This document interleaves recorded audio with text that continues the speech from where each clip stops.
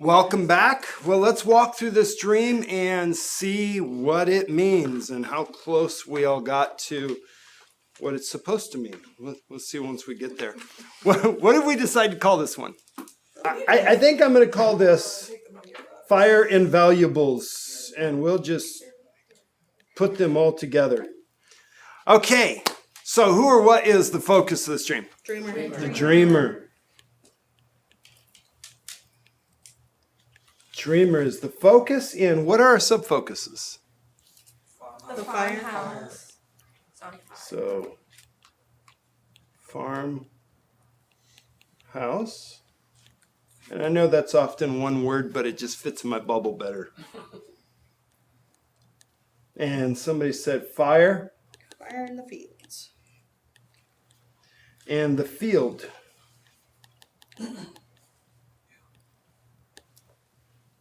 Okay. Anything else? The jewelry. The jewelry or the valuables. The valuable jewelry. She told Jewelry. she told the people it was on fire and they didn't care. Okay, so let's put no urgency. Not if that's, but just the idea that she's telling people, but they're just not that excited about whatever's going on. Okay?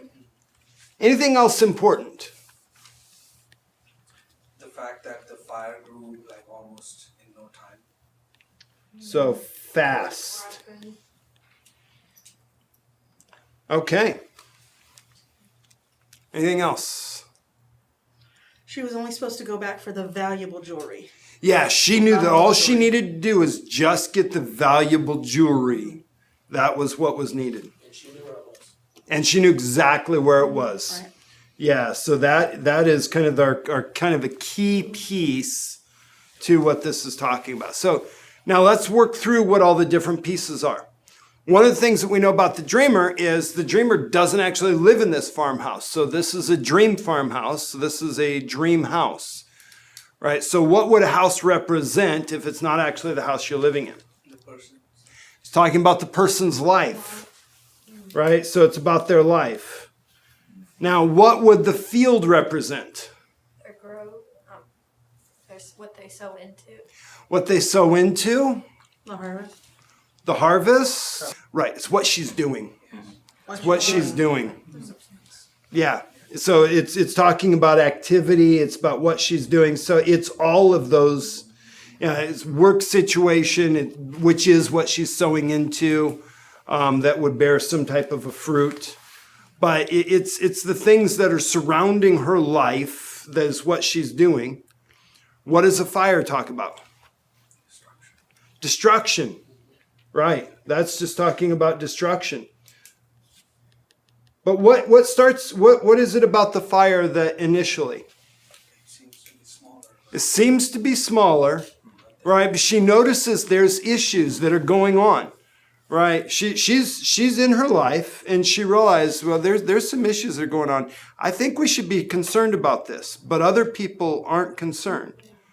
But it suddenly becomes a big deal, and her whole life is being turned upside down, and she knows what she really needs to do is just save what's most valuable. Yeah. Right? Mm-hmm. So that's the jewelry is what's most valuable. That's the whole point of that it being valuable. Okay. Well, I didn't intend to actually just walk through the interpretation of the dream. I was just trying to describe the dream, but who wants to put words to that dream? Another detail. Because, yes, there's other details. The most valuable jewelry is gold and silver. Like right now, and precious stones. Right. So I think that's God's stuff. Yeah, and that's really key because most precious jewelry is usually gold, silver, and precious stones, which takes you right back to Corinthians, where Paul talks about how our lives are going to be tested by fire and things that are wood, hay, stubble, the field is going to get burned up, and the only thing that's going to be left is gold, silver, and precious stones. And she jewelry. knows exactly where they are, and she knows exactly which ones Yes. they are. Yeah. So God's given her the ability to recognize the most valuable things. And she goes straight to it, Yeah. and she's getting it, and the dream ends. Right. That's it. So dreams that end with a cliffhanger. Right? She doesn't get the jewelry and get out of the house. Well, I mean, I had it in my hands, and then the dream ends. All right. I go right to the. You jewelry, got, and you grab it, Dream ends. but not completely resolved, right? Because you didn't grab it and get out of the house. You grabbed it. So there's a cliffhanger. What does that tell you about the dream? It's not all done yet. Timing. It's happening. When she had the dream, that's where she was in the dream. Yeah. Yeah. And why did the dreamer need to know this? She was going to have what was most valuable protected, even in this season of everything being turned upside down. The farmhouse in this dream is talking about your life, and the fields are talking about what you've been doing. It's probably work situation or something that's external to that. And you realize that there were issues that were starting there, and at first they seemed small, and you reached out for help, but people didn't give you the help that you were looking for. And very quickly, things escalated. And you realized that the only thing that you were going to leave with were the things that were most valuable. You've been able to save that, even in the midst of this major shift in your life. That's how I would say it. Yeah, because the other people in the dream is really about her trying to get, hey, look at this. We need to do something about this, and nobody's helping. So she's stuck just dealing with herself.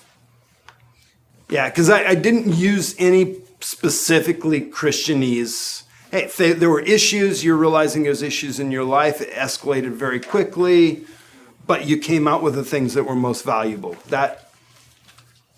Now, helping that person afterwards to recognize what was most valuable might be key, but that's a separate issue. That's not the dream interpretation. Yes. One more question about Yep. that. So, would a dream like that be interpreted the same way, whether they're believer or non-believer? It's just how you say it. Yes. Okay. Exactly. Yeah. No, a dream only has one interpretation. It may have layers of application, but it only has one interpretation. That's good. And it doesn't matter who had the dream means what the dream means. It's good. Yeah. But it would be like if I'm talking to somebody, we just got back from South Africa. If I'm talking to somebody, Osa, I'm going to need to use their language so that they can understand the interpretation. I have to use language that they understand. And so when I'm talking to somebody that doesn't speak Christianese, I'm going to have to use their language so they can understand, or else I haven't interpreted their dream. I've just remetaphoured it in a different way. Yeah. Yay. Okay. Well, guys, thanks for joining us for this dream in the lab. This is a fun one and some cool points there at the end. So we'll see you next time here at the lab.